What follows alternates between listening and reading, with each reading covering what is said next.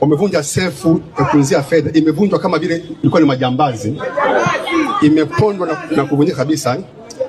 Hela zote zimechukuliwa, kompyuta zote hazipo, hakuna kompyuta pale ofisini saizi. Wamechukua iPad, wamechukua ile mashine ya kutengenezea kahawa kwenye ofisi hapo, wamechukua ile water dispenser, wamechukua microwave, kamera, drone na nusu ya viti vyote vya kanisani havipo. Kwa ufupi, hii sehemu kulikuwa na maharamia kwa ufupi, na kama tulivyosema, kama alivyoongea mkuu wa wilaya, na naye pia ameshuhudia ndio imevunjwa. Kwa sisi tutaandaa ripoti yote kamili na tutajua cha kufanya baada ya hapo. Ukisema uende polisi haisaidii, kwa sababu ndio wale.